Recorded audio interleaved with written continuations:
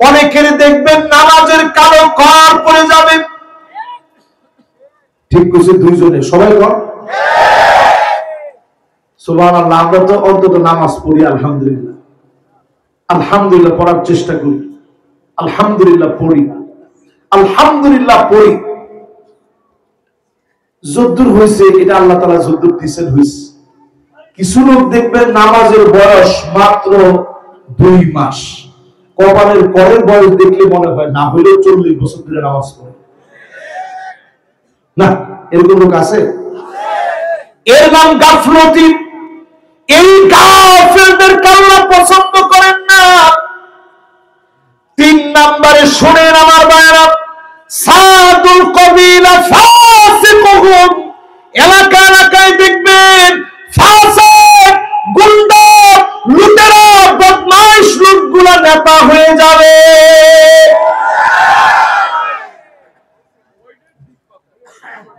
যেভাবে ঠিক বলছেন আমি নিজে চিন্তা করছি ব্রেক কোন দিকে যায়। তাহলে 3 নাম্বার যে গাফলতির কথা বললাম, এ জাতীয় নেতা এখন দেশে আছে না নাই? ফাসিকের নেতা বানায় না।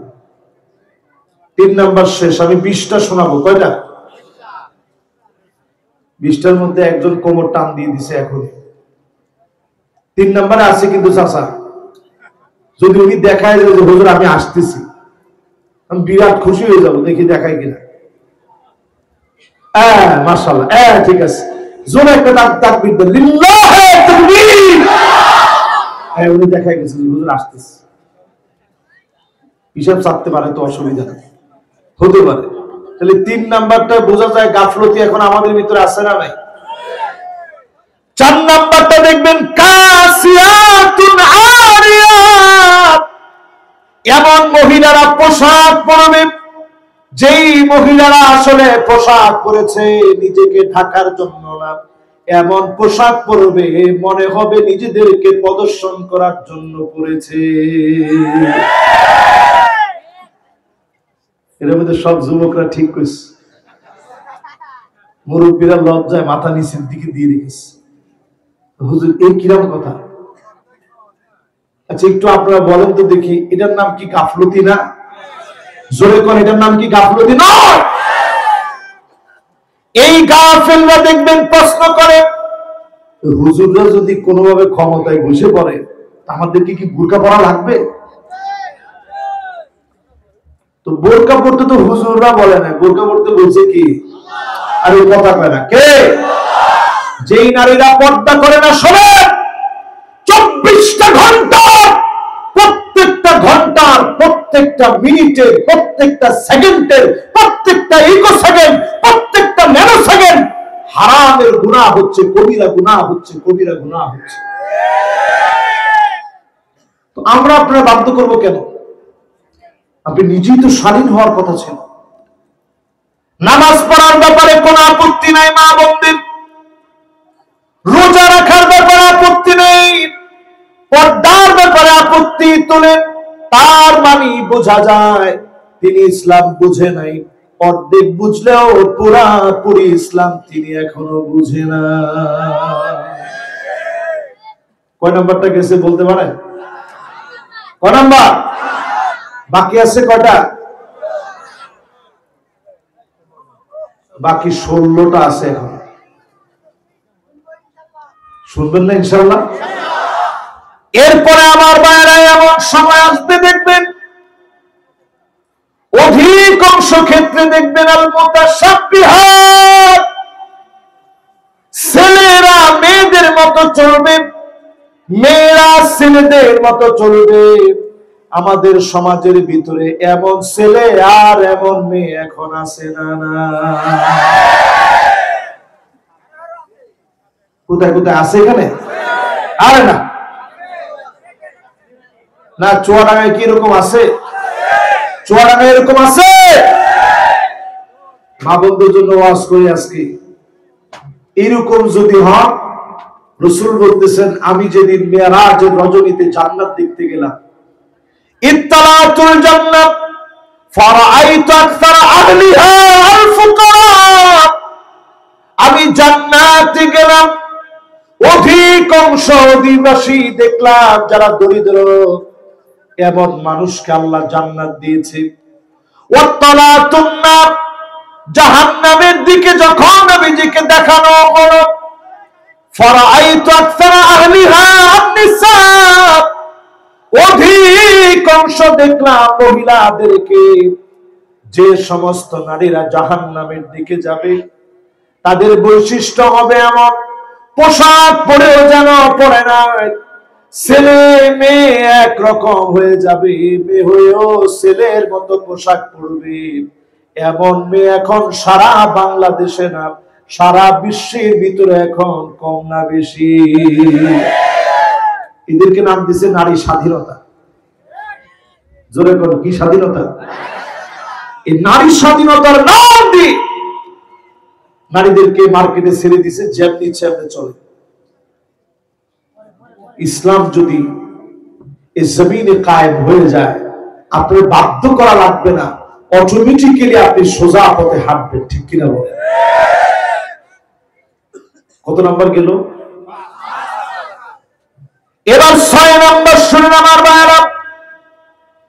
এমন সময় আসবে ইয়াতাসাফাদু ফিত তরিক তাসাফুদাল হামির, মানুষগুলো এমন নির্লজ্জ আর এমন বেহায়া হয়ে যাবে, পশুর মতো মানুষ সংগ্রাম করবে, রাস্তাঘাটে মানুষ বেহায়া হয়ে যাবে, লজ্জা শরম ভুলে যাবে। এমন দৃশ্য এখন অলিতে গলিতে গ্রামে গঞ্জে এখন আসে না। অনশন ধর্মঘট করে ছেলে মেয়ের বাড়িতে জুতা দিয়ে পিটাইলে তো কম হয়, ছেলে এসে অনশন করতেছে, এই মেয়ের বিয়ে দিতেই হবে, বিয়ে দাও, দিয়ে দাও। আবার দেখবেন মেয়ে গিয়ে অনশন করে ছেলের বাড়িতে, অনশন করার সময় আবার হাজির হয় যে এই তার সাথে আমার সুসম্পর্ক ছিল সুদীর্ঘ দিনের। এই যে কথাটা বলছে বৈবাহিক সম্পর্কের পূর্বে বাংলাদেশের মতো একটা দেশে অনশনের নাম করে এই যে মেয়েটা গেছে, এই সম্পর্ককে ইসলামের ভাষায় বলে জিনা সম্পর্ক। ঠিক কিনা বলে? অহরহ হচ্ছে। একজন এক হুজুরের নাম নিছে, আমি নিতে চাই না, এইগুলা আর চালায় না। এমনি বাংলাদেশে হুজুরের বিরুদ্ধে অনেক রকম হয়ে যাচ্ছে, এখন আর এগুলা দরকার নেই। আজকে থেকে স্পষ্ট জেনে নেন, নারী পুরুষের এই অবাধ মেলামেশা ইসলামে কোনোভাবে সমর্থন করে। কোন হুজুর যদি এর সপক্ষে বলে থাকে, আজকে থেকে তওবা করেন। নারী পুরুষের অবাধ মেলামেশা যদি আপনি তাহাজ্জুদের কথাও বলেন চ্যাটিং এ গিয়ে যে আসুন তাহাজ্জুদ পড়ি, এটা বেশি দিন তাহাজ্জুদ পর্যন্ত থাকবে না, যেহেতু গভীর রাতের বিষয়, কিছুদিন পরে এটা তাহাজ্জুদ থেকে অন্যদিকে চলে যাবে। ঠিক কিনা বলেন? এই ফ্রি মিক্সিং কে ইসলামের জন্য হারাম করা হয়েছে। এবার আসেন প্রিয় ভাইরা আমার, কত নাম্বার জানি বলতেছিলাম? 6 নাম্বার শেষ। কত নাম্বারে যাব? মাশাআল্লাহ, এই যে সুন্দর শ্রোতা, শ্রোতা থাকবে এরকম একের শ্রোতা, মনোযোগ সহকারী শ্রোতা। মাশাআল্লাহ, এই ওয়াজগুলোকে আপনাদের মনে থাকবে ইনশাআল্লাহ। আমি খালি আপনাদের বলে বলে খালি বাবা ঠিকঠাক নিতে এখানে বসিনি। আমি বলার দ্বারা উদ্দেশ্য হচ্ছে যেন আপনারা নিজেরা শুধরে যান। তাহলে 6 নাম্বার শেষ। কয় নাম্বারে ঢুকবো? ও 6 নাম্বারের মধ্যে কয়টা কথা বাকি আছে। এই যে আমার জাহাঙ্গীর আলম ভাইয়ের বাসাটা আমি ঘুরে আসলাম, ওইখানে খাওয়া দাওয়া হয়েছে, নাস্তা করলাম, ওযু বানাইলাম, ওইখানে আসছি, রেস্ট নিলাম। ওনার বাড়ির সামনে একটা রাস্তা আছে, বেশি দিন দূরে না, আজ থেকে 30 বছর আগে এই রাস্তা দিয়ে যদি ছেলে আর মেয়ে বৈবাহিক সম্পর্ক ব্যতীত কোন সম্পর্কের দাবি নেই, এই রাস্তা দিয়ে যদি অবাধে হাঁটতো, তাহলে মুরব্বীদের জুতা তার, আরে কথা বলে, মুরব্বীদের জুতা তার কত বড় সাহস, বলি মুরব্বী জুতা উঠাতো। ঠিক যারা বলছে যুবক তো না বুঝে বলে ফেল দিস, কিন্তু এখন যদি মুরব্বী খালি জুতাটা উঠায়, মুরব্বীর কি আরে কথা কয় না কি, ইসলাম চর্চা আমরা ভুলে গেছি। আল্লাহর হাবিব বলেন, মাল্লাম ইয়ারহাম সাগীরানা ওয়া লাম ইউক্কির কাবীরানা ফালাইসা মিন্না। বড়দেরকে যে সম্মান করে না, ছোটদেরকে যে আদর স্নেহ করে না, সে সব হতে পারে, নবীর উম্মত হতে পারে না। কে আছেন আপনি একটু চিন্তা করেন। আজকে বাংলাদেশের চেইন ভেঙে গেছে, যুবক যুবতী অবাধ চলাফেরা করছে, প্রেম ভালোবাসার নাম করে মা বাবা আত্মীয় স্বজনের ইজ্জত সম্মান নষ্ট করতে একটা মুহূর্ত এখন মানুষ চিন্তা করে না, ঠিক কিনা বল? কত নাম্বার বলছিলাম এটা? না না 6 নাম্বারে আস। কত? 7 নাম্বার শুনেন আমার ভাইরা। নবীজি বলছেন, এমন সময় আসবে মানুষ কবরের সামনে যাবে, ডাক দিয়ে বলবে, ইয়া লাইতানি মাকানা, হায় আমার আফসোস, এই কবরে যদি ঘুমায় যেতে পারতাম। কবরের ভিতরে ঘুমানোর জন্য মালিকের কাছে দরখাস্ত করে ফেলবে। আজকে দেখেন সুদানে আমার যে ভাইগুলা মার খেয়ে যাচ্ছে, ফিলিস্তিনে যারা মার খাচ্ছে, অনেক সময় ছোট ছোট বাচ্চা পর্যন্ত বলে, আল্লাহ তোমার কাছে তো রিজিকের কোনো অভাব নাই, দুনিয়াটা সংকীর্ণ হয়ে গেছে, পেটটা পিঠের সাথে লেগে গেছে, আল্লাহ একটা রুটিও পাই না, তোমার কাছে নিয়ে যাও, জান্নাতে তো রিজিকের অভাব হবে না। এই কথা হাদিস দিয়ে মিলা দেখেন, এমন সময় আসবে মুসলমান কবরে যাওয়ার জন্য আল্লাহর কাছে বলবে, দেখা বলবে, আল্লাহ আমার ভাইয়ের মতো আমাকেও তুমি কবরে নিয়ে যাও। আমার কাছে মনে হয় এমন দৃশ্য এখন অহরহ চোখের সামনে, ঠিক কিনা বলে? 16টা বছরে বাংলাদেশে যারা ঘরের ভিতরে ঘুমাতে পারেনি, কতজন কবরস্থানে গিয়ে ঘুমাইছে, ওই কবরস্থানে গিয়ে মাঝে মাঝে দুঃখে আল্লাহরে বলছে, আল্লাহ আর কত সহ্য ধৈর্য করব, আল্লাহ তুমি কবরে আমার নিয়ে যাও, কবরস্থানে যেহেতু থাকতে হয়, কবরে আল্লাহ তুমি নিয়ে যাও। হাদিস দিয়ে মিলায় দেখেন 1450 বছর আগের কথাটা এই কিছুদিন আগেই বাংলাদেশে আমরা অনেকের কাছ থেকে কষ্ট যন্ত্রণা সইতে না পেরে অনেকে এরকম কথা বলে ফেলছে, ঠিক কিনা? কত নাম্বার গেছে এটা? এবার আসেন আমার ভাইয়েরা 8 নম্বরে। এমন সময় আসবে গাফলতি মানুষের এত বেড়ে যাবে, জালেমদের স্পর্ধা এত বাড়বে, হাত্তা ইয়াকতুলা জারহু, প্রতিবেশী প্রতিবেশীকে মেরে ফেলবে, প্রতিবেশী প্রতিবেশীকে মারবে, আখাহু, আপন ভাই ভাইরে মারবে। এমন দৃশ্য সারা বাংলাদেশে থাকলেও চুয়াডাঙ্গায় না।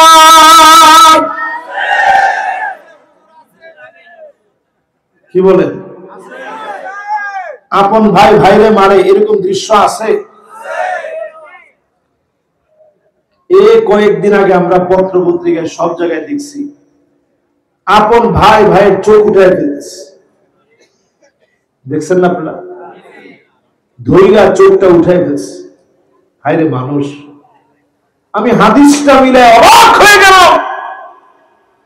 এই হাদিস 1500 বছর আগে, অথচ বাংলাদেশের হিস্ট্রি আপনি ঘেটে দেখেন, মাত্র 50 বছর আগে বড় ভাইয়ের জায়গাটা ছিল সম্মানের দিক থেকে এমন বাপের জায়গাটা সম্মানের দিক থেকে ঠিক যেমন, তোমার ঠিক তো করে না, আরেকটু জোরে কম।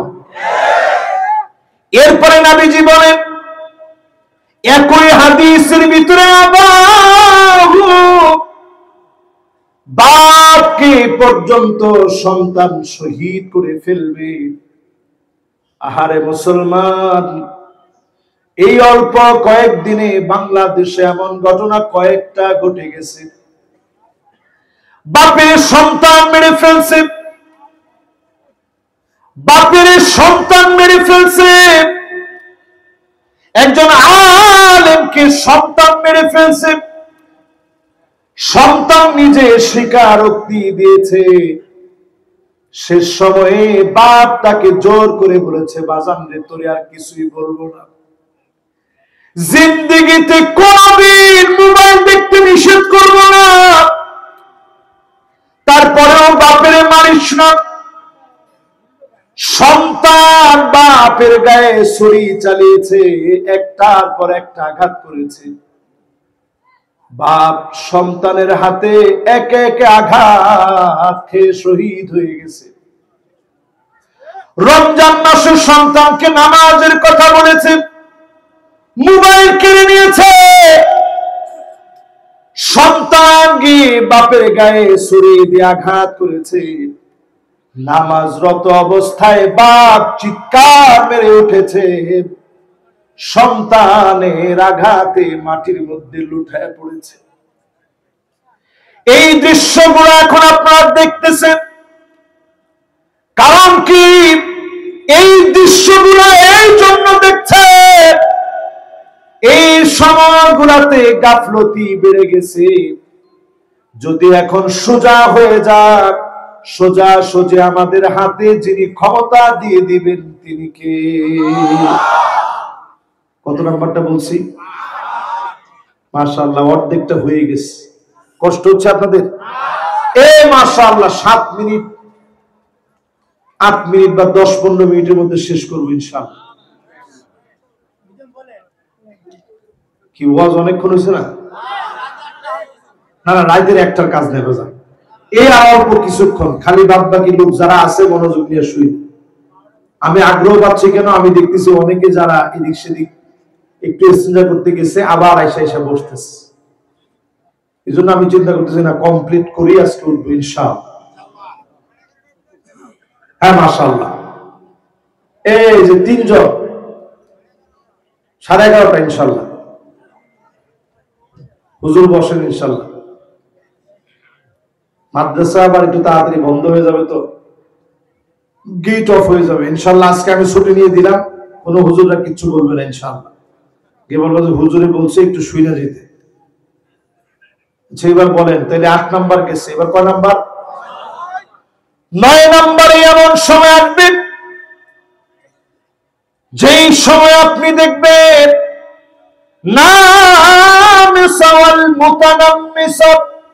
বুড়ো প্লাক মেয়েদের ভিতরে বেড়ে যাবে। অধিকাংশ মেয়েরা বুড়ো প্লাক করবে। এখন করে কিনা? আরে না, করে। বুড়ো প্লাক এখন বুড়ো কাটে না? এই যে যতগুলা দেখবেন আপনি বিউটি পার্লার আছে, আফগানিস্তানে বিউটি পার্লার বন্ধ করে দিচ্ছে। বিউটি পার্লার লাগে না তো, একটা মহিলার সৌন্দর্য হচ্ছে নামাজ। সুন্দর করে আপনি নামাজ পড়েন, 5 ওয়াক্ত আপনি ওযু করেন, আপনার চেহারার গ্ল্যামার বেড়ে যাবে, চেহারার গ্লেজ বেড়ে যাবে। আপনার স্বামীর চোখে আল্লাহ সৌন্দর্য বৃদ্ধি করায় দিবে। জোরে কোন আল্লাহু আকবার। এই বুড়ো প্লাগ যারা করবে,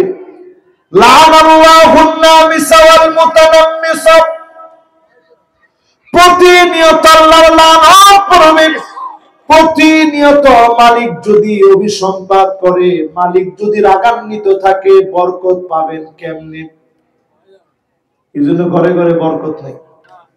কয় নাম্বার এটা? এবার 10 নাম্বারটা শুনেন, কেন বরকত নেই। আল মুতাফাল্লিজাত, দাঁত কেটে মাঝখান দিয়ে ফাঁকা করবে। আমার দিকে তাকান। এই দাঁতের মাঝখানে একটা ফাঁকা তৈরি করবে, দুই দাঁতের মাঝখানে। এই যে ইন্ডিয়ান অনেক নায়িকারা এখন করার কারণে দেখেন 1450 বছর আগে রাসূল বলে গেছে, ইন্ডিয়ান নায়িকারা এখন দাঁতের মধ্যে ফাঁকা তৈরি করছে।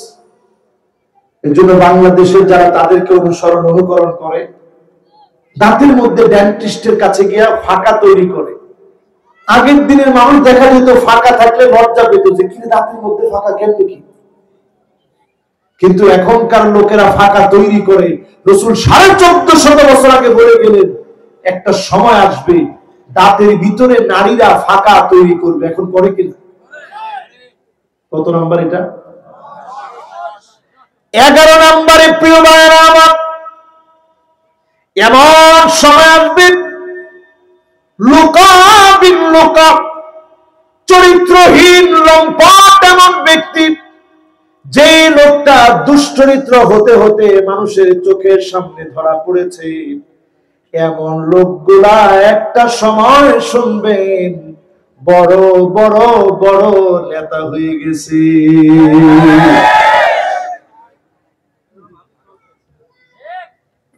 এই যে হাদিসটা বলছি, অনেকের কাছে মনে হইতেছে হুজুর কোন কি? লোকা ইবনে লোকা নামে এক ব্যক্তি ছিল, রাসূল বলছে মক্কা বিজয়ের দিনে ও যদি কাবার গিলাফ করে মাফ চায়, লোকা বিন লোকার কোনো মাফ নাই। এইরকম দুশ্চরিত্র লম্পট যে আল্লাহর নবীর নামে অপবাদ দিয়েছিল, এই অপবাদ দানকারী লোকা বিন লোকা, তার মতো লম্পট দুশ্চরিত্র প্রকাশ্যে যারা ধরা পড়েছে, এমন লোক জাতির নেতা হয়ে যেতে পারে। ঠিক কিনা বলেন? কত নাম্বার গেছে এটা? এবার 12 নাম্বার শুনেন প্রিয় ভাইরা আমার, এই জমিনের ভিতরে 5টা শাসন আসবে। আঙ্গুল উঁচা করে নাড়া দিয়ে বলেন কয়টা?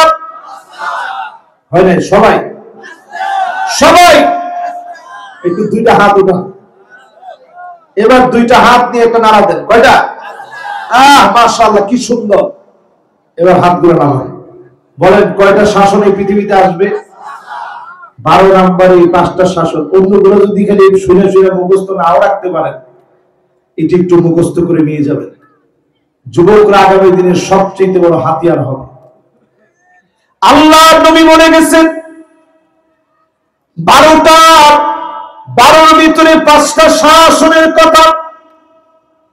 নবী আলাইহিস সালাতু ওয়াস সালাম 5টা শাসনের কথা বলে গেছেন। 1 নাম্বার যে শাসন আসবে, তাকুন ফীকুম আন-নবুওয়াত, নবুয়তের শাসন এই জমিনে আসবে। নবীদেরকে দিয়ে যিনি জমিনটাকে শাসন করাবেন তিনি কে? আমার রাসূল চলে গেছেন, এমন শাসন করে দেখাই গেছেন। এক মহিলা চুরি করছে, বনি মাখজুমিয়া গোত্রের একজন নারী চুরি করে ফেলছে, সম্ভ্রান্ত নারী। তো সাহাবায়ে কেরাম সবাই বলা বলি করতেছে, আহারে এই মহিলার যদি হাতটা না কাটতো তাহলে আমাদের সম্মানটা ঠিক থাকতো, না তো সম্মান নষ্ট হয়ে যাবে। তো বলা বলি করতে করতে রাসূলের কাছে এই সংবাদ পাঠাবে কারে দিয়ে? একজন সাহাবী সাহস করতেছে না। উসামা নামক নবীজির পালক পুত্রের সন্তান, যায়েদ বিন হারেসার সন্তান। উসামারে নবীজি বড় আদর করত, নাতির মতো আদর। যেহেতু যায়েদ বিন হারেসারে নবীজি পুত্রের মতো আদর করত, তার সন্তানদের নাতির মতো আদর করত। নবীজির সামনে গিয়ে বলতেছে, দাদাজি ছোট্ট একটা কথা ছিল। কি কথা বলো?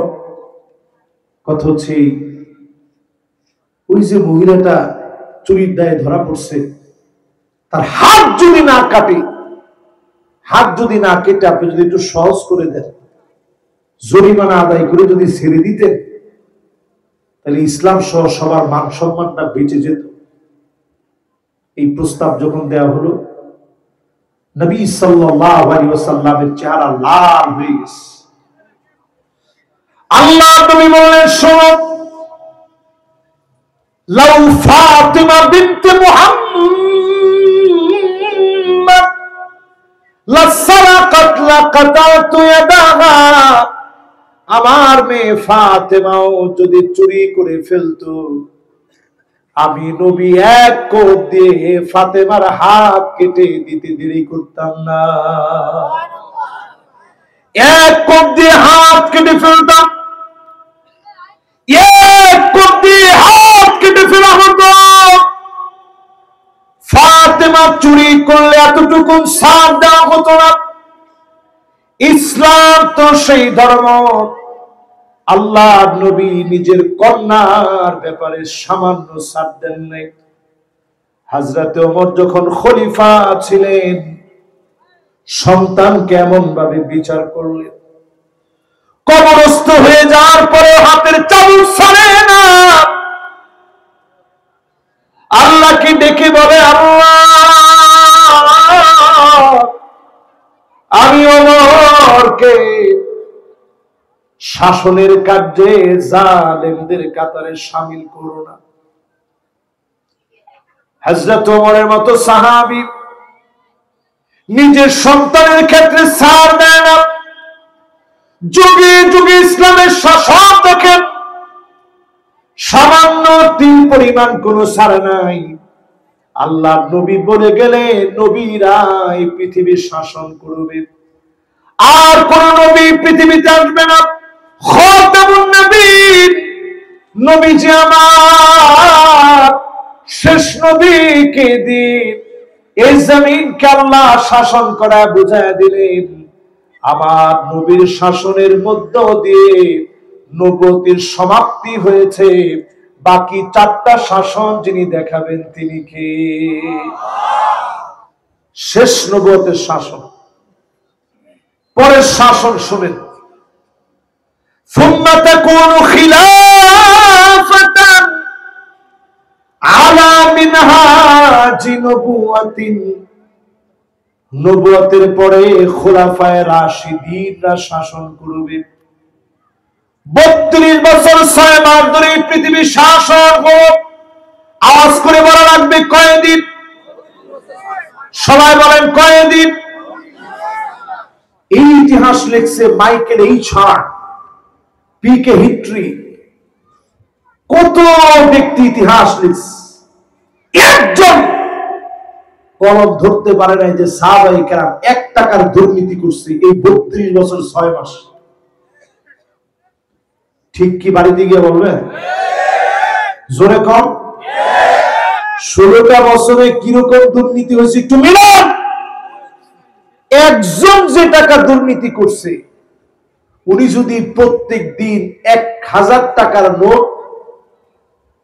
2 কেজি করে 337 বছর চাবায় খায়, এরপরে ওনার টাকা ফুরাবে না। একজন নামাজের কর কপালের ভিতরে কি বড় পড়ে গেছে। আল্লাহু আকবার। তুমি যা খাওয়া খাইছো, 1000 টাকার নোট 2 কেজি করে যদি প্রতিদিন চাবায়া খায়, 337 বছর লাগবে বাংলাদেশের গণমানুষের যে টাকাগুলা সে লুট করে খেয়েছে। ঠিক কিনা বলে? অথচ 32 বছর 6 মাসের হিস্ট্রি দেখেন, 1 টাকার দুর্নীতি কোন ইহুদি কোন খ্রিস্টান আজ পর্যন্ত প্রমাণ করতে পারে। এরপরে 3 নাম্বার শাসন আসবে, ثم تكون ملكا عاقا, রাজতন্ত্র আসবে, রাজার শাসন জমিনে আসবে। এই জমিনে রাজতন্ত্র 1000 বছর ধরে চলেছে, এখনো কিছু কিছু জায়গায় চলছে। 4 নম্বরে নবীজি বললেন, ثم تكون ملكا جبريا, এরপরে আসবে স্বৈর শাসন, আলেমদেরকে জেলে নেওয়ার শাসন, আলেমদেরকে বাধা দেওয়ার শাসন। ঠিক কিনা বলে? এই দুর্বলতা খালি ঠিক করে থেমে থাকেন না। এরপরে নবীজি বলছেন, সুম্মা ইয়ারফাউহু আল্লাহ, আল্লাহ টেনে হিচড়ে উঠায় নেবে, জালেমদের জুলুম নির্যাতন যখন বেড়ে যাবে, আলেমদের উপর জুলুম যখন বাড়বে, নির্যাতনের স্টিম রোলার যখন উঠবে, আল্লাহ যখন টেনে হিঁচড়ে উঠায় নেবেন, তাকাবার সময় থাকবে না, থাকবে না, থাকবে না।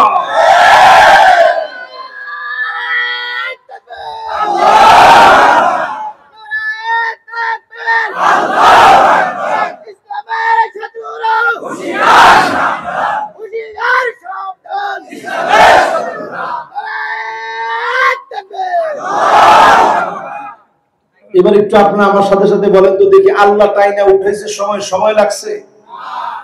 গরম ভাত তাপ উঠতেছিল। সুম্মা ইয়ারফাউহা আল্লাহ। আলেম ওলামা যারা আছেন আমার সাথে বলেন, রাফাআ ইয়ারফাউ মানে কি? টাইনা উঠায় নেওয়া। তো টাইনা উঠায় নিছে কে? এই যে রাফিউদ দারাজাত, সবচেয়ে উঁচায় যার জায়গা, তিনি কে? এই জন্য টানটা কিন্তু আল্লাহ সাধারণ দেয় না, এমন টান দিয়েছে মূল সুদ্ধা সব উপরের দিকে চলে গেছে। ঠিকটা হয় না মনে হয়? হ্যাঁ, এরকম এরকম ঠিক আছে না? এরকম। তাহলে 4 নাম্বার শাসনটা আমরা নিজ চোখে দেখছি 16টা বছর। এরপরে কি শাসন, কোরআন হাদিস কোন শাসনের কথা বলে একটু শুনে, রাগ করেন না। না না, রাগ করে ফেলবেন মনে হয়, যেরকম না একজনে বলছেন রাগ করে ফেলছেন মনে হয়।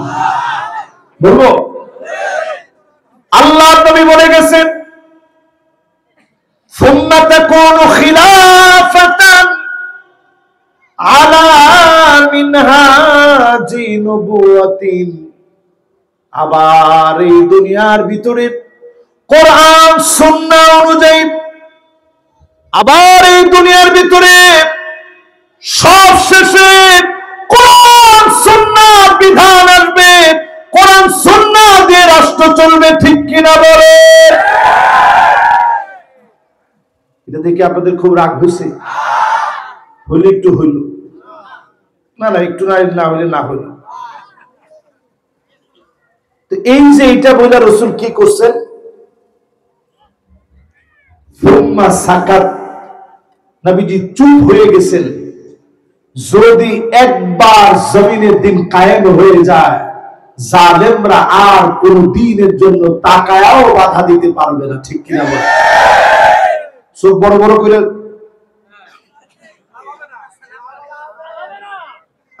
লাভ হবে না। ঠিক তো বলছে 5 জনে। কি এটা রাসূলুল্লাহর হাদিস শুনাইলাম, আপনার কাছে মজা লাগে না? এবার কয় নাম্বার শেষ, কয় নাম্বারে যাবো? কম 12 নাম্বার শেষ, 13 নাম্বার যাবো। লিল্লাহি তাকবীর। মনটা ভরে গেছে একেবারে। এই যে সুন্দর একটা মনোযোগ আছে আপনাদের। এরপরে আমার ভাইরা 13 নাম্বার শুনেন, আল্লাহর হাবিব বলেন এমন গাফলতি দেখবেন, নবীজি জানা গেলেন রাজুলুন বায়আ রাজুলান লা ইউবাইউ ইল্লা দুনিয়া। শুধুমাত্র দুনিয়ার জীবনে দলাদলি করবে, নেতার কাছে গিয়ে বলবে নেতা আজ থেকে আপনার সঙ্গে আছি, শুধুমাত্র দুনিয়ার জন্য। লা ইউবাইউ ইল্লা দুনিয়া, দুনিয়ার জন্য নেতাগিরি করবে, নেতার পিছনে করবে, স্লোগান তুলবে, নেতার তোমার ভয় নাই, এরকম স্লোগান দিবে আর কি। রাসূলের পরে বলতেছে ওয়া ইল্লা লাম ইয়াফিলাহু, শুধু যদি পট্টা না দেয় আর নেতার পিছনে নাই। আসতে কর। তাহলে এই দল করে কিসের জন্য? নেতার পিছনে যে বাজে বাজে স্লোগান দেয় কিসের জন্য? শুধু খালি হাওয়া দেয় পদের জন্য। পদ নাই, নেতার পিছনে নাই। এরকম যদি হয়ে থাকেন, আল্লাহ কিয়ামতের দিন, স্পষ্ট সহিহ বুখারীর হাদিস, সহিহ মুসলিমের হাদিস, আল্লাহ আপনার দিকে তাকাবেন না, ওয়ালা ইউযাক্কিহিম, দয়া দেখাবেন না, ওয়ালা ইউকাল্লিমুহুমুল্লাহ, আল্লাহ কথা বলবেন না। যদি আপনি মুমিন হন, শুধু দল করা লাগবে, একমাত্র কেবলমাত্র আল্লাহর জন্য, ক্ষমতা পাওয়ার জন্য নয়। বুঝে আসছে? 13 নাম্বার শেষ, এবার কয় নাম্বার? 14 নাম্বারে প্রিয় ভাইরা আমার, শেষের দিকে আসছে কিন্তু না না না 12টা পার হয়ে যাবেন ইনশাআল্লাহ। না না না ওই কামের মধ্যে আমি না ইনশাআল্লাহ। ইনশাআল্লাহ আপনাদের মনোযোগ আছে তো?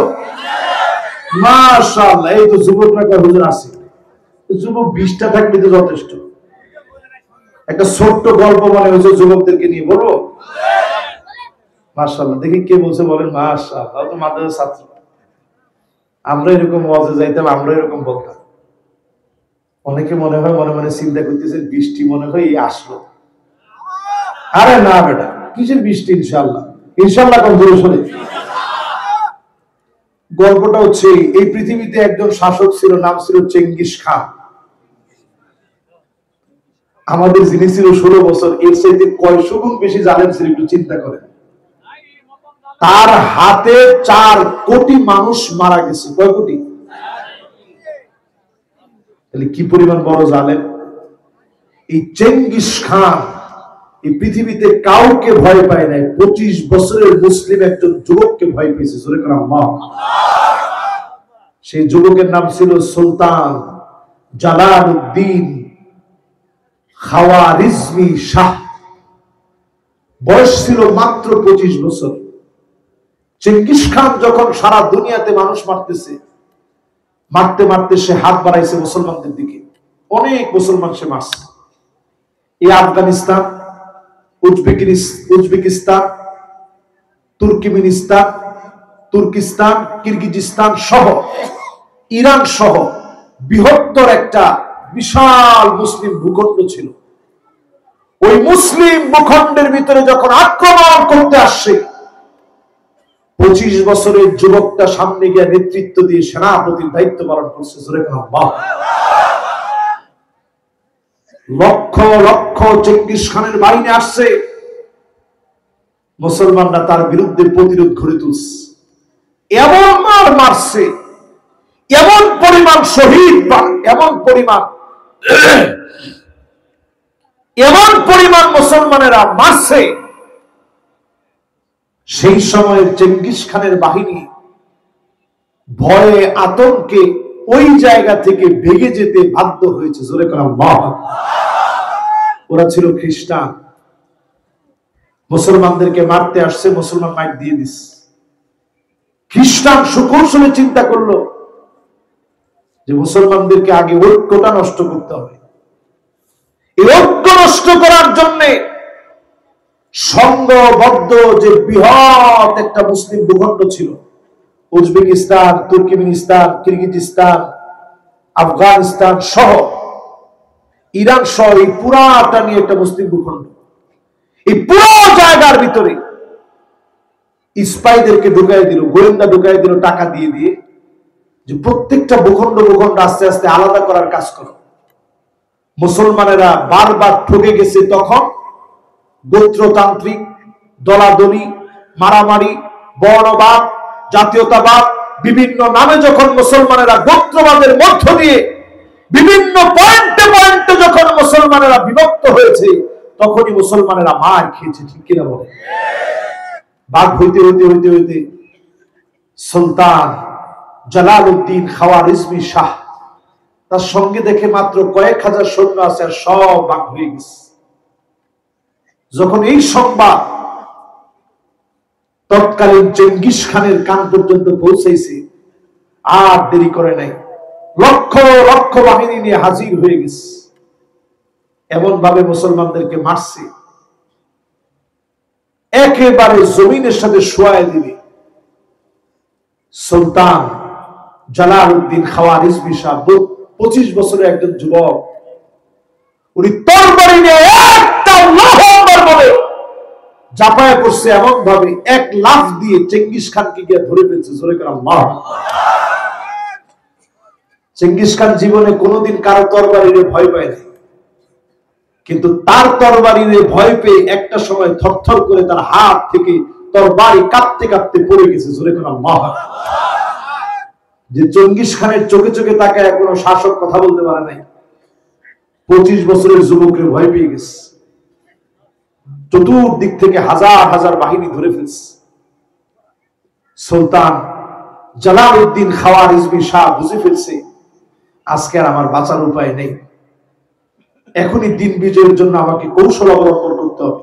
আল আখযু বিল আসবাব, আমাকে এখনই কৌশল নেওয়া লাগবে। উনি আল্লাহু আকবার বলে ঘোড়ার উপরে বসলেন, ইন্দোস নামক নদীর দিকে ঝাঁপ মারলেন। একটা ঝাঁপে নদীর মাঝখানে বরাবর যখন ঘোড়া চলে গেছে, বাকিটা উনি সাতরায় পার হয়ে ওই সময় পাকিস্তানে গিয়ে উঠে পড়ছে। জোরে করে আল্লাহু আকবার। চিন্তা করেন 25 বছরের যুবক, কি শক্তি আল্লাহ দিয়েছে। এই জন্য আমার যুবকেরা, আজকে যুবকদেরকে লক্ষ্য করে, মুরব্বীদেরকে লক্ষ্য করে বলি, নতুন সংস্কারের এই বাংলাদেশ, আগামীর বাংলাদেশ, যুবকদের বাংলাদেশ। যুবক এত আসতে ঠিক না, না যুবক আমরা খুব মমতাজা রয়েছে একেবারে, এত আসতে ঠিক। যুবকের কথা বলো, আগামীর বাংলাদেশ, যুবকদের বাংলাদেশ। যুবকরা কি চাইছিল? যুবকরা বলছিল হ্যাঁ ইনশাআল্লাহ। যুবকরা কি বলছিল? যুবকরা বলছিল উই ওয়ান্ট জাস্টিস, আমরা জাস্টিস চাই। জাস্টিস একমাত্র আসবে কোরআন দিয়ে বিচার করলে, ঠিক কিনা বলে? কোরআন দিয়ে যদি বিচার না করে, জাস্টিস এই জমিনে আর কায়েম হবে। জাস্টিস যদি কায়েম করতে, আদালত, ন্যায়, ইনসাফ, ন্যায় বিচার যদি প্রতিষ্ঠা করতে হয়, যুবকদের চাওয়া পাওয়া যদি পূর্ণ করা লাগে, কোরআনের দিকে আসতে হবে। জোরে করে আল্লাহু আকবার। বলতেছিলাম সুলতান জালালউদ্দিন খাওয়ারিজমি শাহ, তিনি সেই সময়ে নদীর ভিতরে ঝাঁপ দেওয়ার পরে চেঙ্গিস খানের দিকে তাকায় একটা অট্ট হাসি দিছিলেন। জিন্দিগিতে আর কোনোদিন তিনি অট্ট হাসি দেন নাই। জোরে করে আল্লাহু আকবার। হাসি দিয়ে তিনি বুঝাইছে, ও চিনে আমি তোরে ধরতেছি। কিন্তু উনি একজন একজন করে সব শাসকের কাছে গেছিলেন যে ভাই আসেন আমরা এক হই, আসেন আমরা এক হই। কিন্তু এক হয় নাই। একটা পর্যায়ে তিনি ওই দুঃখে কষ্টে উনি হার্ট অ্যাটাক করেন এবং অল্প দিনের ভিতরেই তিনি মারা যান, বেশি দিন বাঁচে না। এই জন্য আজকের এই মাহফিল থেকে বলি, যুগ জামানা পাল্টে দিতে চাই না অনেকজন, যুবকেরাই আনবে আগামী দিনের জাগরণ। আমার সাথে কি আপনারা একমত ইনশাআল্লাহ? কত নাম্বার হাদিসে ছিলাম? খেলা আছে আপনাদের? কত? 14 নম্বরে যাব, ঠিক না? বাদা আল ইসলাম গরিবা। কত নম্বর যাব? 14 না? ও 14 তে যাব কি? ঠিক আছে ইনশাআল্লাহ। শুনেন, এটা আমরা শেষ আলোচনা কয়টা? বাদা আল ইসলাম গরিবা ওয়া সায়াউদু গরিবা তুবা লিল গুরবা। এই জমিনে আল্লাহ দিন প্রতিষ্ঠা করে দিলেন, ব্যতিক্রম যুবকদেরকে দিন। আবার যদি ব্যতিক্রম যুবকেরা আসে, অবশ্যই যিনি দিনকে বিজয়ী বানায় দিবেন তিনি কে? ইমাম মাহদীর সঙ্গী সবচেয়ে বেশি হবে এই যুবকেরা। জোরে করে আল্লাহু আকবার। তাহলে 14 নম্বর শেষ। এবার 15 নম্বর হাদিসটা শুনেন। এখন 5টা, একটা লোক এখন বলা যাবে না। মাশাআল্লাহ, মনোযোগ নিয়ে আপনারা শুনতেছেন, গোলযোগ করা যাবে না। শেষ কথায় আসি। 15 নম্বরে আল্লাহর হাবিব বলে গেলেন, এমন সময় দুনিয়াতে আসবে যেই সময় আপনি নজর করে দেখবেন অধিকাংশ নারীদের ভিতরে না এহা বেড়ে যাবে, চিৎকার চেঁচামেচি করার অভ্যাস বেড়ে যাবে। এখনকার জামানায় চিৎকার চেঁচামেচি করার মতো নারী একেবারেই বাংলাদেশে না।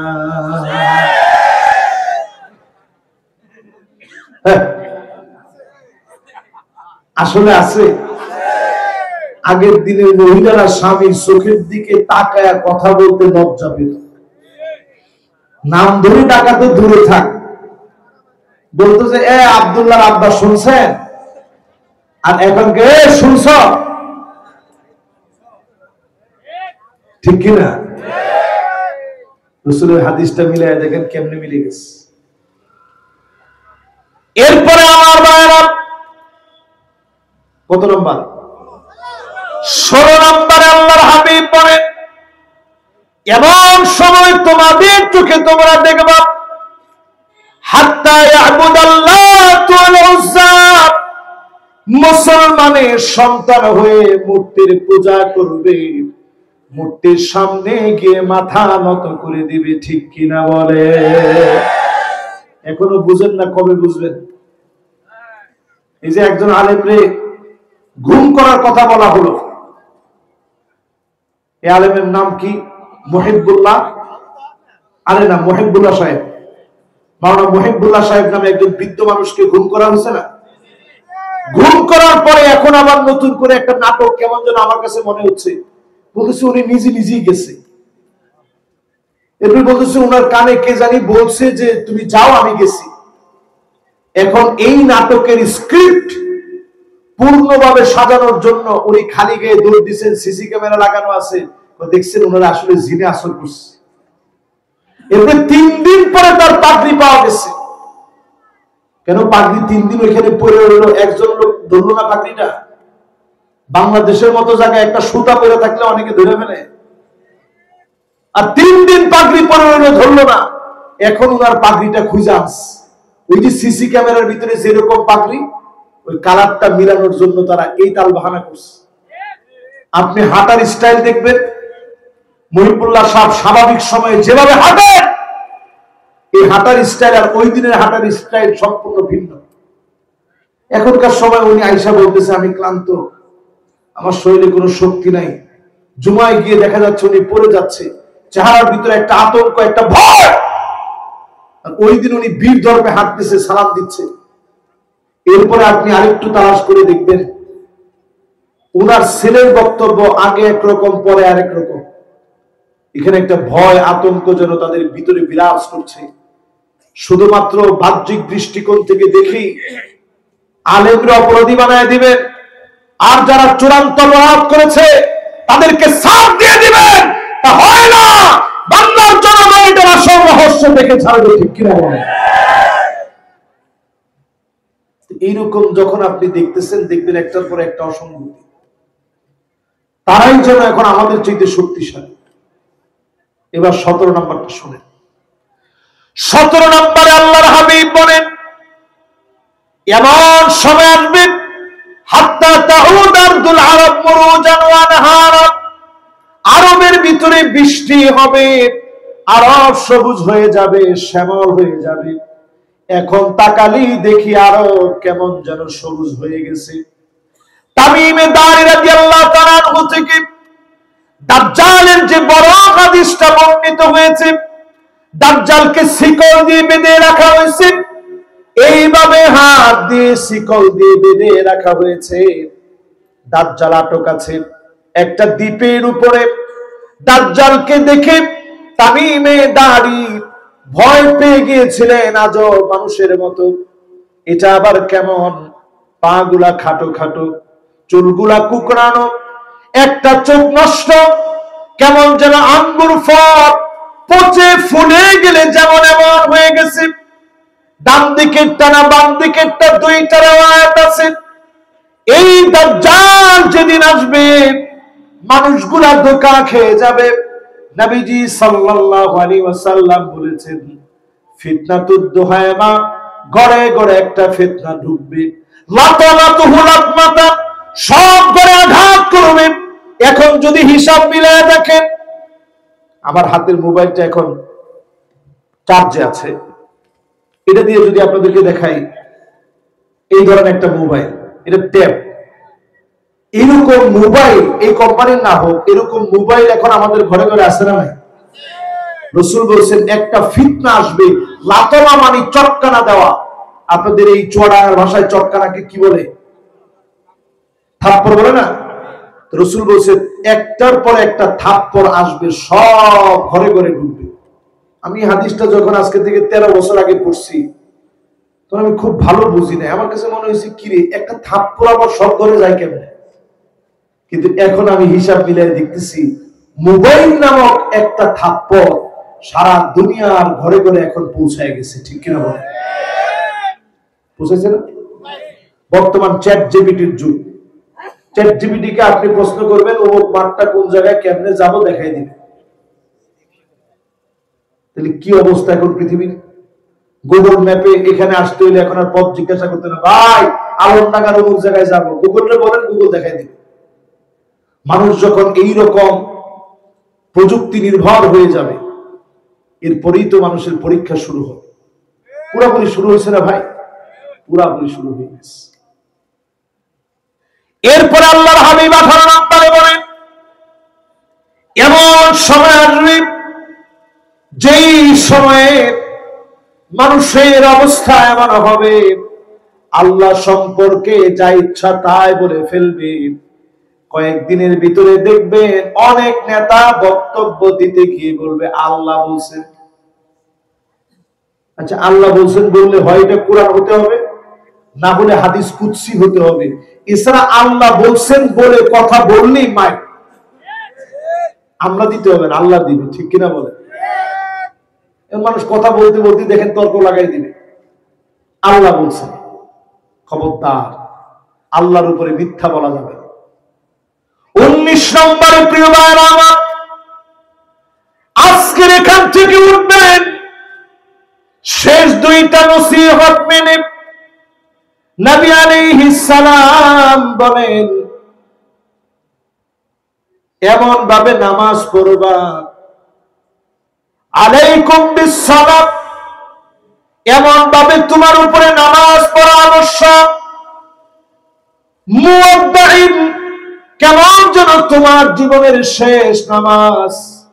আজকে থেকে 19 নম্বর নসিহত হিসাবে নিয়ে নেন।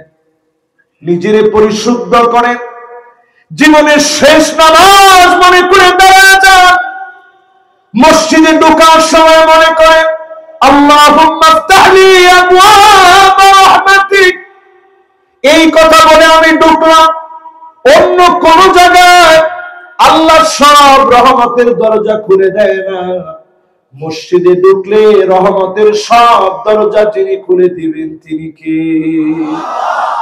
মা বোনরা যারা শুনছেন, আপনারা সময় মতো নামাজ পড়েন, ওয়াক্ত মতো নামাজ পড়বেন। 20 নম্বর নসিহত আমার ভাইরা, যতজন আমার সামনে বসছেন, আস-সাইয়ু মিন্না ওয়াল ইতমামু মিনাল্লাহ, চেষ্টা আমরা করে যাব 100 বছরেও যদি কিছু না হয়, সফল হওয়ার সওয়াব যিনি দিয়ে দিবেন তিনি কে? দুটো ছোট্ট প্রশ্ন আছে, খুব জরুরি, একটা লোক নড়াচড়া করা যাবে। 1 নম্বর প্রশ্ন, যেটা আপনাদের পক্ষ থেকে প্রশ্ন আসে, এরপরে আমরা মোনাজাতের দিকে যাবো ইনশাআল্লাহ। ডক্টর জাকির নায়েক বাংলাদেশে আসবে। ভারত সরকার তাকে আসতে দিতে চায় না। একজন আলেম হিসেবে আপনি ডক্টর জাকির নায়েকের সফর কিভাবে দেখছেন? ডক্টর জাকির নায়েক তিনি বাংলাদেশে আসতেছেন নভেম্বরে, ইনশাআল্লাহ বলেন। আমরা অলরেডি নভেম্বরে আছি। ডক্টর জাকির নায়েক এমন এক আলেম, এমন এক জ্ঞানী মানুষ। আলেম বলতে শুধুমাত্র আমাদেরকে শুধু আপনার আলেম বলবেন, ওনাদেরকে আলেম বলবেন না, বিষয়টা এমন না। আমি যখন আল আজহার বিশ্ববিদ্যালয়ের ছাত্র ছিলাম, সবেমাত্র ছাত্র, তখন ডক্টর জাকির নায়েক তিনি আল আজহার বিশ্ববিদ্যালয়ের কনফারেন্সে যোগ দিয়েছিলেন, ওয়ার্ল্ডের শ্রেষ্ঠ দায়ীদের কাতারে নাম লিখি। সেই ছবিটা এখনো আমার কাছে আমার মোবাইলে আছে। ছাত্র জীবন ওনার সাথে একটা ছবি উঠেছিলাম শখ করে। আমি ওনার কাছে অনুমতি চেয়েছিলাম যে আপনার হোটেল পর্যন্ত আমি যেতে চাই। উনি হোটেলের ঠিকানা দিলেন, সেখানে গেলাম। আমি দেখলাম একেবারে সাধারণের ভিতরে, একেবারে খুবই সিম্পল ড্রেসের ভিতরে অসাধারণ লাগছে ওনাকে। তবে আমার কাছে তখন মনে হতো, মনে মনে একটা ইচ্ছা ছিল যে উনি যদি প্যান্ট শার্টটা না পরে যদি পাঞ্জাবি পরতেন, তাহলে আমাদের দেশের মানুষ হয়তো দাওয়াতটা বেশি কবুল করত।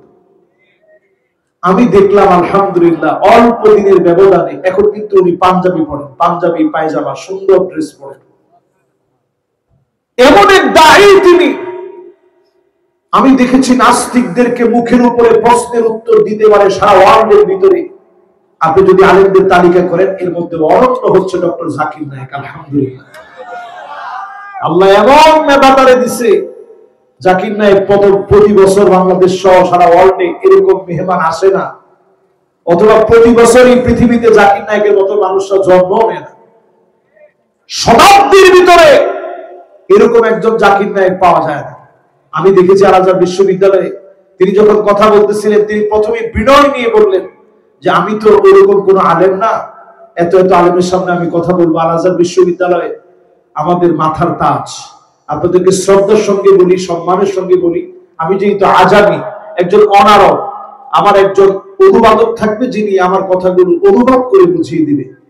তো জাকির নায়েকের কাছে সেখানে প্রশ্ন ছিল যে আপনি এত ফেমাস হলেন কেমনে?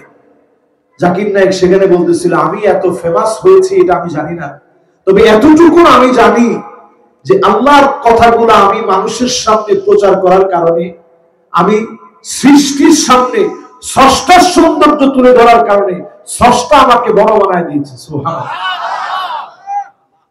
এরপরে উনি যে একটা যুক্তি তুলে ধরলেন, আল্লাহু আকবার, বলছে আমার জীবনে সফলতার পিছনে আমি এই একটা কথাই সব হিন্দুদেরকে বলি যে ভাই, এই যে আপনি গাছের পূজা করেন, মাছের পূজা করেন, বট গাছের পূজা করেন, বারোয়ের পূজা করেন, হনুমানের পূজা করেন, যত পূজা আপনি করেন, এই সব পূজার ভিতরে আপনি দেখেন সবগুলারে আপনি নিজে বানাইছেন। তাহলে আপনি নিজে কি? আরে কথা কয় না, নিজে কি? আপনি নিজে স্রষ্টা হইয়া সৃষ্টিরে আপনি কেমনে ইয়ে করেন? আর আমরা এই গাছের যিনি মালিক, স্রষ্টা, সেই স্রষ্টার গোলামি আমরা করি স্রষ্টা, আর আপনারা নিজেরা এটারে বানাইছেন স্রষ্টা। আর গাছরে আমরা মনে করি এটা স্রষ্টার মানে আল্লাহ, আর আপনারা নিজেরা এটারই মনে করে এটা খোলা। নাউজুবিল্লাহ।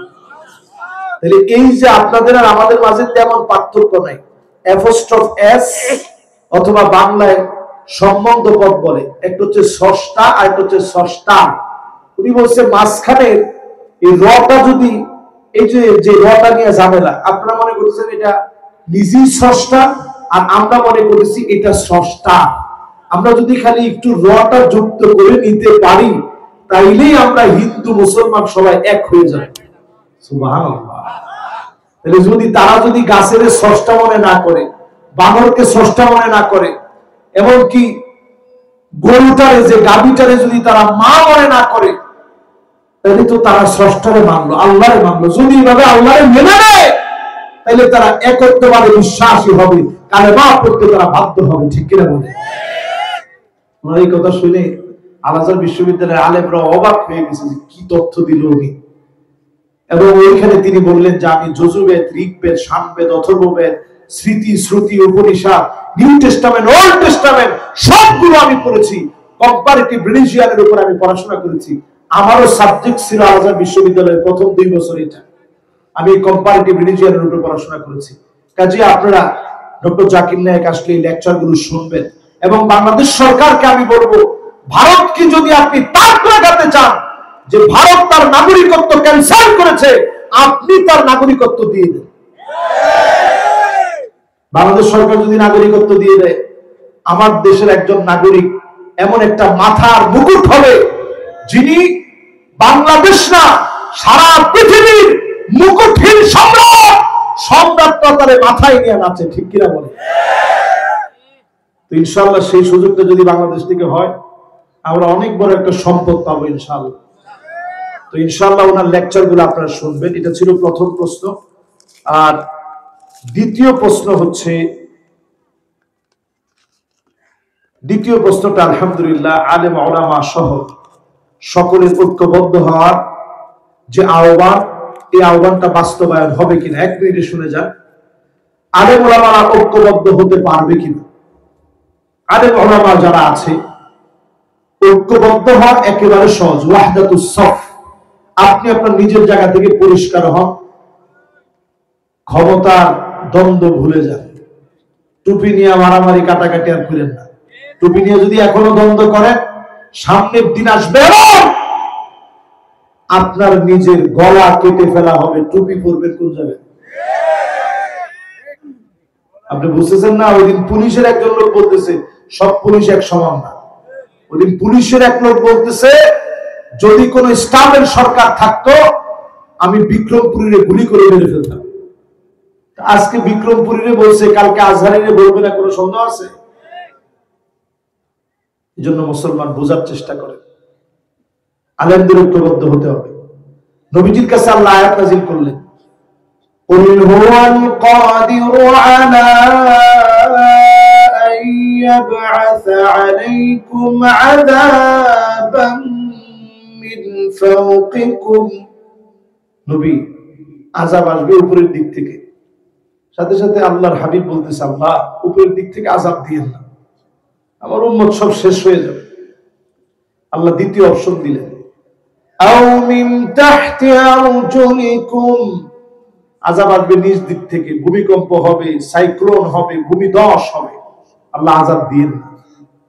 তিন নাম্বার আল্লাহ পাক নবীজিকে অপশন দিলেন, আও ইয়ালবিসাকুম শিয়া ওয়া ইউযীকা বা'দুকুম বা'সা বা'দ।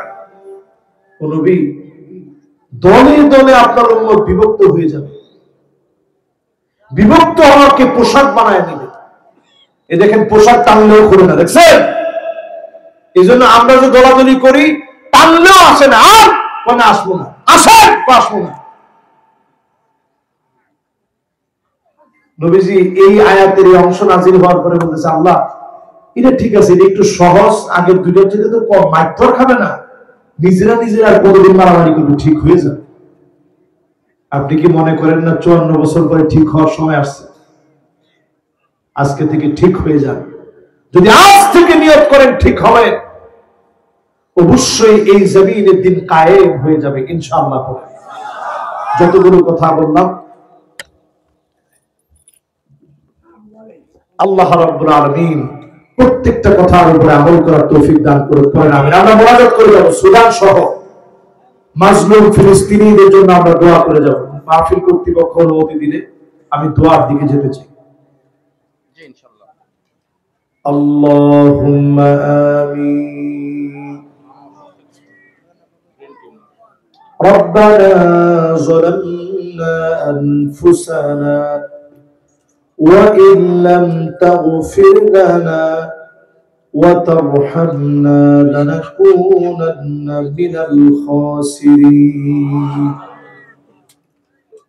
اللهم أعنا على ذكرك وشكرك وحسن عبادتك اللهم لا مانع لما أعطيت ولا معطي لما منعت ولا ينفع ذا الجد منك الجد رب العالمين আলমডাঙ্গার আজকের এই মাহফিলে, মাদ্রাসার মাহফিলে, মুবারক আয়োজনে একজন তালিবুল ইলমের মাথায় পাগড়ি পরায় দিলাম। হাফিজ কোরআনকে পাগড়ি পরায় দিয়ে মাহফিলে হাত তুলেছি। মেহেরবান মালিক, দয়া করে মায়া করে আজকের মাহফিলকে কবুল আর মঞ্জুর করে নেন আল্লাহ। আয় আল্লাহ, ডানে বামে কবরে যারা ঘুমায় আছে, মেহেরবানি করে কবরবাসীদের জীবনের গুনাহ মাফ করে দেন আল্লাহ। আল্লাহ তাআলা যতজন আমরা হাত